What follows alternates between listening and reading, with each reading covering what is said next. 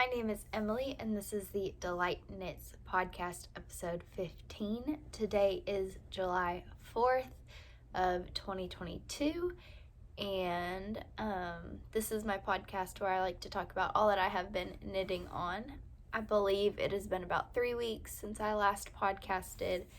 I've got a couple finished objects, one pretty big one, and then 2 new cast-ons that y'all have not seen before, and a planned cast-on and a swatch that I kind of want to talk about. So I hope you will stick around and enjoy watching what I have to talk about. So first finished object is a pair of socks. So this is a pair of shorty socks. I have knit a pair of socks out of these before. These were leftovers. The self-striping is Desert Vista Dye Works in Tweedle Zombies, I believe. And then the heel is a mini that I dyed a while back when I was just testing out dyes and stuff.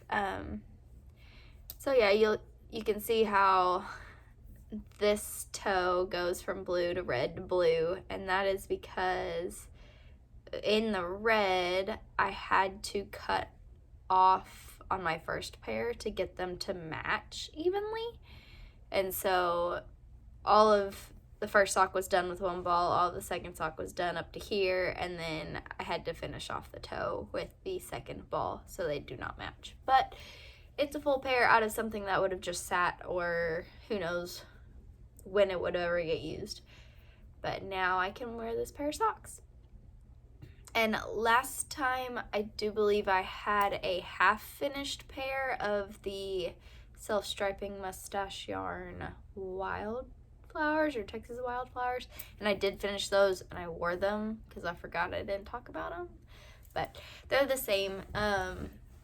So this, I knit a 2x2 cuff for 10 rounds, and then I think I did 10 rounds before the heel, an afterthought heel, and then I don't remember how many rounds before the rounded toe. But I knit my socks on a 2mm US size 0 9-inch circular and magic loop for the heels and toes. So this is my second entry for Summer Sock Camp, hosted by the Crazy Sock Lady. So finished object number 1. Finished object number 2, y'all did not see last time, and it is a pretty big one. This is what I've been working on pretty much the entire time I've had knitting, which isn't much, kids.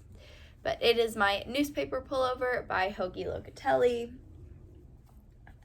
Last time y'all saw that was episode 13, I believe, and I was just into the pink on the first sleeve. So I knit all of one sleeve, and then it started in the middle of the gray and went to the rest of the sleeve. So I am absolutely in love with this sweater. This is knit out of Ruby and Rose's yarns. The pink is Sangria, and the gray is Mirror. I believe I know the Sangria, or she did have it in her latest update of her favorites collection. She might have had the Mirror as well. But this is an all-over brioche sweater, and except for, of course, the ribbing at the sleeves, hem, and neckline. But I love this. Let me see if I can pull it on. I have not yet to block it because I finished it weaving in ends yesterday, and my kids have been needy, so haven't really had a chance to do that. But here it is in all its glory. Sleeves fit good, so I will not be blocking for length, but I love this sweater. I believe I knit the smallest size, and I knit it to pattern. Yeah, pretty sure to pattern. I think I did make a mistake and missed an increase on one of the raglan sides, so one of the sleeves has like 2 more stitches than the other, but that happens. Actually, with brioche, it might be 4 more stitches. Who knows? They both feel the same. It's nothing nobody's even gonna do. But I love this sweater. It looks great. And it's a little trippy on camera. I don't know if it's just me. But it's super soft. I believe I used her Soft Rose base, the 8515. Let me see. I think I still have the tags. But it is a great sweater. It's, with it being brioche, it's double knit. And so it will be warm for this winter. Hopefully I get to use it being in Arkansas, but it's super hot right now. I definitely won't be wearing it anytime soon. So super excited to have that done. Let me see. Does not, oh yes I do. There's one. So this is Sangria. This base I used for Sangria. And it was her Soft Rose. And her mirror, mirror was on the Fragrant Rose, her 80-10-10 merino cashmere nylon. So that is what I used on this sweater. And I used 2 balls of each. I think I had 60 grams left in the pink and 40-ish grams left in the gray. So pretty usual for my normal sweater. I was thinking I would use a lot more with the they being brioche, but it was not. So those are my 2 finished objects. Last time I showed off, I actually have it right here. I showed off my Boxy Chevrons sweater that I knit for the Arkansas Yarn Crawl. The ladies at Arkansas Yarn Co. have a day where everybody knits the same thing, or the same sweater, and we all get together and take pictures. I am hoping to be there on July 16th. So it's 2 weeks from this past Saturday. And this is what I'll be wearing, maybe with a t-shirt in my bag to put on afterwards, because it's 100 degrees here in Arkansas at least. But you'll be seeing these colors come back. So I dyed this myself. This is a speckle with the Cabernet. This is the 100% Cabernet dye lot. Did alternate skeins. There we go. That's not super color accurate. I know it's super dark, but it is dark. That's probably more color accurate. It is a pretty dark sweater. I was wearing this last time, but with my son, holding my son, there was so much going on. You can kind of see the chevron ribbing, and it is a high-low hem done with short rows. So I will be wearing that in 2 weeks on Saturday. So I brought this sweater up because I have quite a bit of leftovers. I had 1 skein of the contrast, which I only used 40 grams. I still have a little over 60 grams left of that. And then I had about 30, I believe, of the main color. And I had 2 skeins of this. I did knit this at less positive ease than the pattern recommended. And so you can look at my project page for that. But with those leftovers, I started a new pair of socks. And this is my first pair of patterned socks that I've knit in quite some time. So this is what I had left over of the body, and I already knit the 1 cuff out of it. I am going to do heels, toes, and cuffs because I have enough. And then here is the contrast color that I used there, which will be the main color in these socks. And I am knitting the String of Heart socks by Maddie Hobbs. She's from the We Share Needles podcast. I've literally done 1 repeat just so I can show y'all what it is. But I am super excited to get these going. I'm hoping to finish them before within the next 2 weeks, so I can wear these with my sweater at the Arkansas Yarn Crawl. You know, wear shorts and some Birkenstocks and some knit socks. But you got to show them off. Maybe just for a little bit, just to show them off, and then I may have to take them off because it's just too hot. But I'm super excited. It looks great. So super excited about that one. I am holding that in my sock sack that I always use by Sassafras Knits, and that's who pretty much all of my stitch markers that I use are by as well. Love them. But so that's that, and then I have a color theme going on. I started a second Musselburgh hat for the We Share Needles and Professor Pearl Books and Beanies now. And so I started that, and see there's another, I've got 3 of those stitch markers by Sassafras Knits on this one, and then this little angel is marking my beginning of round, and I got that with a bag a while back. And then I've got this Progress Keeper from Arkansas Yarn Co. that's marking where my increases were. I did what Christen does, and I weighed the yarn and knit all my increases, and then weighed it again, so it took a little less than 10 grams. And so I will knit until I have 10 grams and then do the decreases. Hopefully, if I can remember to do it like that. But this yarn is very similar to the speckle on the other Cabernet, and if you watched my dyeing vlog from that footage, I should have that linked below, as well as everything else that I talk about, per usual, like everybody else says.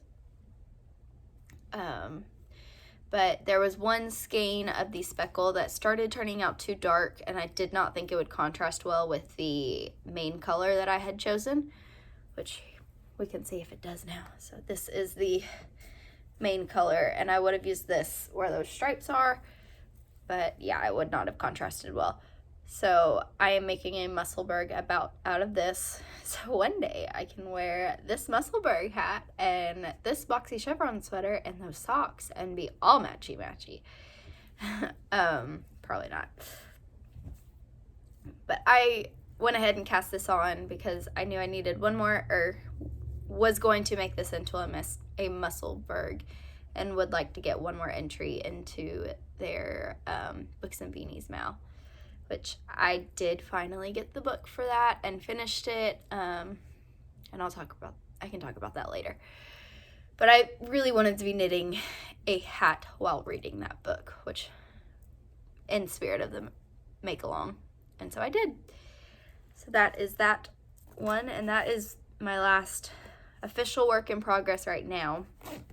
But if you've watched my Instagram at all this weekend, you can see that I dyed some yarn for a Souffle tee by Penrose Knits, Laura of Penrose Knits.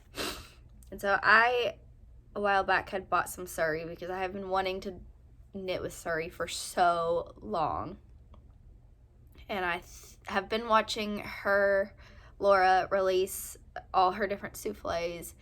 And of course, Nicole from Professor Pearl has knit 3 of them now, and I think has started her 4th. And so I figured it was the best time to go ahead and try out that Surrey that I had and dyed it up. So this is that. It kind of matches my tie-dye shirt. I got a little bit of color preference. Completely different from what I just showed you of the other 3 projects. But so I knit these 2 colors up. I knit 2 of each skein, dyed each of these colors up, 2 of each skein for the Souffle tee, which Laura uses all mohair. She holds it double, single for the yoke and double for the body and the ruffle. So here is the picture of that and the pattern. And I am super excited to get that started. I did swatch yesterday. Let's see, here's those 2 skeins in cake form. Kind of a little messy on that blue one. The variegated one, you can see I've got some blues in it. When you look at when I dyed it, I had a lot more blue in there than green, but this turned out really green. I might have just been too impatient and flipped the yarn too soon before it really set, but I'm still learning. I was also hoping that this would have been a little darker. Look at that big old blue spot. Not very good tonal. But they look pretty good together. Here is my swatch and my half done swatch. So down here you can see where I held the two together. And I'm not 100% in love, because it's not what I imagined. Let me see. There we go. It's not what I imagined, because I wanted the navy tonal darker, but I'm not going back and adding it. But I think I'll still love it and wear it. So with so I want to hold the two different colors together, as I did in here. But at the yoke, it's a single strand, and so I didn't want like a all green yoke and then to add in the blue after the ruffle. And so I was thinking, okay, well, maybe if I hold it every other row, kind of like here, and that's two striping, and then like where you go, because you go back and forth for a little bit. So you go back and forth for a little bit before you start, because there is a keyhole back, which I need to find buttons. And so I was thinking, I tried that out, and those are pretty obvious stripes you can see right here. And then I was like, well, maybe if I go every other row, because I do have 2 skeins of each, and then I'm alternating, it'll be a lot. But it's still pretty stripey. And then I was like, well, what if I do like 1x1 color work? And that did not, I only did like 2 rows of it. You can't really tell, but enough for me to figure out that I did not want that, because you can't see through it like it was intended.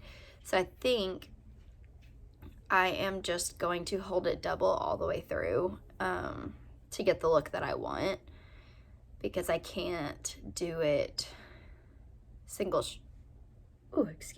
can't do it single stranded. So I think it'll be fine. It'll be just like she just released the summer souffle has been released. So it has the petite souffle for the kids, and they don't have the sheer look in the yoke like the original souffle tee does. I think the chunky doesn't either, which she doesn't come out with that later, but it's already been tested. Nicole's actually knit one of those too. So I think it'll be fine.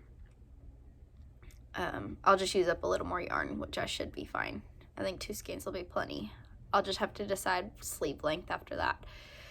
But I'm excited to get this started. I will hopefully get it started here soon. I do need to wind these 2 up so I can alternate skeins, but I wanted to take pictures of them not skeined up like this instead of in a cake. So I got that done. Today was kind of my let's get some pictures taken. So I took pictures for Ravelry of all of my different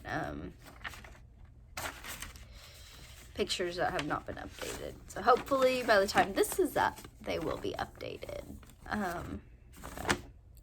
Does anybody else like go through their patterns and highlight everything for their size? I am definitely a printed pattern person. And so that's what I like to do. And write all over it. Like my yoke depth is not going to be as long, so I'm like, okay, let's do this here and make all the different notes. But I think that is all knitting wise that I have to talk about.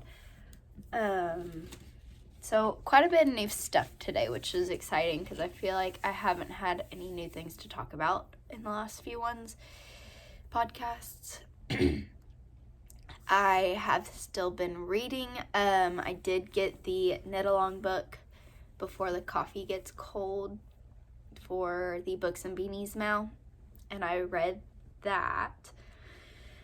It's not my normal type of reading. It was a good book, but the translation was not perfect. I think I've heard others talk about it who have read the book as well. But I am hoping to be able to hop into the final Zoom where they do talk about it. I don't know when that is or when this, cannot remember when this Mal ends, but hopefully I will be able to make it, kids. So, the Arkansas Yarn Crawl is coming up in the next 2 weeks. I hope to be there on July 16th. We'll see how long I get to, but it's been a long weekend and kids are cranky and tired, and I'm lucky my son finally laid down in his crib to take a nap so I could take some time to myself and finally film this podcast that I've been wanting to do since Saturday. But it was good to be able to sit down and talk all about what I've been knitting, so that is a weight off of my shoulders that I didn't have to do this, but I really wanted to, and so just getting that done feels great. Maybe I can get this edited tomorrow and posted. We'll see. But I hope everybody has had a great long weekend, and I will see y'all soon. Thanks. Bye.